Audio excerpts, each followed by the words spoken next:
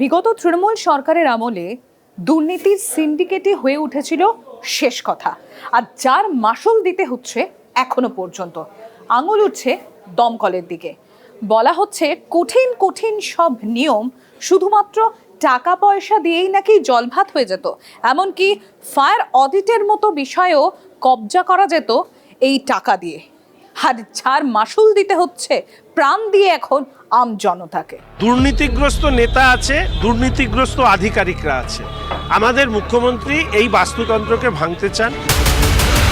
জেলায় জেলায় দমকলের পরিদর্শন, ফায়ার অডিট নিয়ে নানা প্রশ্ন।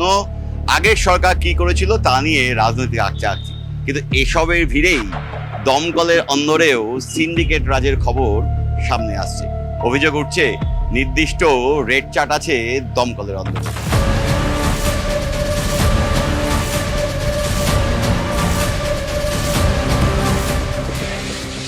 কলকাতা এবং তারাপীঠে দুই হোটেলে অগ্নিকাণ্ডে 18 জনের মৃত্যুর পর প্রশ্নটা উঠছেই, দমকলের ছাড়পত্র পেতে কী লাভ?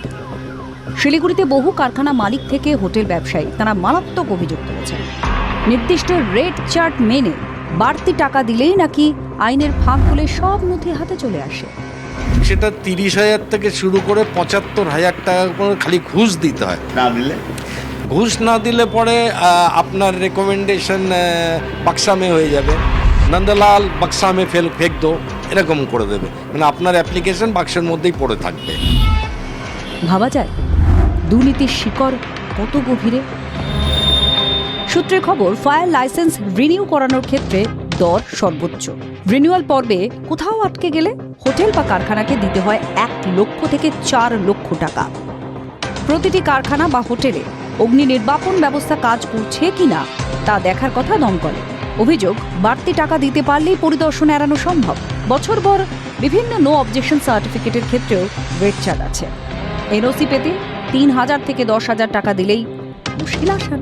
বিভিন্ন হোটেলে অকেজো অগ্নি নির্বাপন যন্ত্র বদলে দেওয়ার ক্ষেত্রেও কেলেঙ্কারির ছায়া।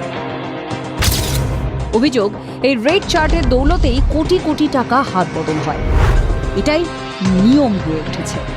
দমকল কর্তারা বলছেন কিছু দুষ্টু লোক আগে ছিলেন, তাদের বদলি করে দেওয়া হয়েছে। এই মুহূর্তে দমকল নাকি স্বচ্ছভাবে চলছে। আমি স্বীকার করছি কতজন বদমাস ছিল আছে, কিন্তু এটা পরে কীরকম নেবে আমাদের হায়ার অথরিটি নজরে আছে। আমার ডিস্ট্রিক্টগুলো আমি দেখছি, কাউ পেলে কীরকম কিছু থাকলে কিছু হলে আমি তো ছাড়বো না। এইসব দুষ্টু লোকেদের মধ্যে কতজন এখনো পর্যন্ত ধরা পড়েছেন আর কতজনের বিরুদ্ধে পদক্ষেপ করা হয়েছে, এর সদুত্তর কিন্তু নেই। রেড চার্ট তৈরি করা ছিল, এই কাজের জন্য এত টাকা ফায়ার ব্রিগেডকে দিতে হবে। এই ব্যাপারে ইনভেস্টিগেশন হবে, যা উঠে আসবে। রুল বুক তো একই, কে কিভাবে প্রলোভিত হয় তার উপরে দাঁড়িয়ে নির্ভর করে। বিগত সরকারের আমলে প্রতি পদে সিন্ডিকেট রাজের অভিযোগ উঠত। এবার ঘুঘুর বাসা ভাঙার পালা।